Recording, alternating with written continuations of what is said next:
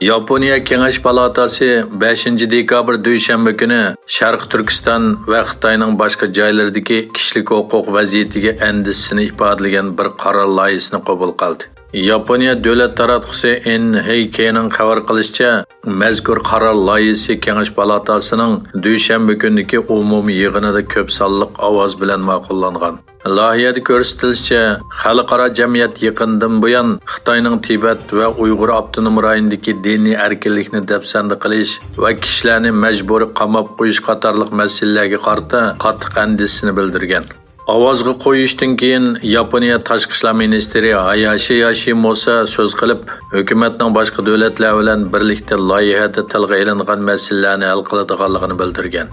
Egilishicha, buningga o'xshash bir qaror loyihasi bu yilning 5-ida Beijing qishliq olimpik musobaqasidan burun Yaponiya Avam palatasida qabul qilingan. Xitoy dunyoning har qaysi joylarida 100 dan ortiq saqchi punkt qurib, surgunda yashayotgan Xitoy fuqarolarini nazorat qilish, parakandachilik silish va majburiy qaytirib ketish qatorliq harakatlar bilan shug'ullangan. Amerika ismli xabar to'rining xabar qilishicha, Xitoy bu harakatlar bilan shug'ullanishda boshqa davlatlar bilan tuzgan o'zaro bexatarlik kelishimlaridan foydalangan. İspaniyadagi himoyachilarni qo'g'dash tashkiloti bu yil 9-oyda doklad e'lon qilib, 54 Xitoy saqchi punktining chet ellarda faoliyat qiladiganligini oshkorlagan.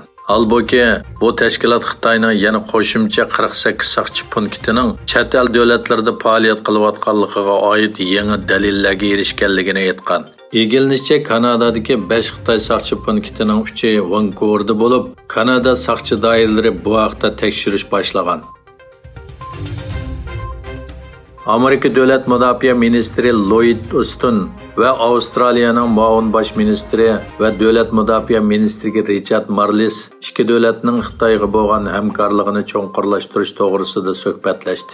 5 burchaklik binoning bayonotchisi General Pat Ryder yig'inga munosabatlik yozma dokladida ministrlarning rayonlik shirkatlar bilan hamkorligini davomlashtirib, erkin va ochiq Hind-Tinch okean o'rtaq tasavvurini qo'llashga qo'shiladiganligini ko'rsatdi. Xitoy bexatarlik kamerasi shirkati Haykang texnologiya guruhi Sharq Turkistondagi etnik tozalashga chetishliq deb ayblanib, Angliyada cheklashga duch kelayotgan bir vaqtda bu shirkatning etnik yuz tanish kameralarini Angliya va Yevropa bozorida e'lon qilishi andishi qo'zg'agan. Angliya muhofizatchilar gazetining xabar qilishicha, bu ahvol faoliyatlarda Uyg'urlarni bostirishda qo'llanilgan irqchilik texnikasi Angliyada bozorga selinyotdi degan andish paydo qilgan. Algeriya bilan Xitoy bir balvoq bir yo'l tashabbusini yo'lga qo'yish plani va ikki davlat hamkorligini taraqqiy qildirish to'g'risida ikki kelishim imzoladi. Algeriya Tashqi ishlar ministrligining yozma bayonotida Tashqi ishlar ministri Ramtan Lamamra va Xitoy davlatlik taraqqiyot va islohot komitetining raisi Xiliangpingning sini yig'ini orqali o'tkazilgan yig'inida bir balvoq bir yo'l tashabbusini yo'lga qo'yish plani hamda 2022-yili va 2024-yillardagi muhim rayonlardagi hamkorlik planiga imzo qo'yganligi bayon qilindi.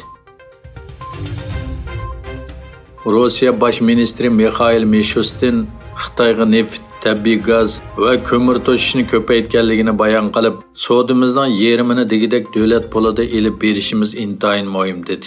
Mishustin Xitoy bosh ministri Li Keqiang qatnashgan ikki davlat hukumat boshliqlarining 27-qitimliq yig'inida ikki davlat munosabati haqida to'xtalib yuqori so'zlarni aytgan.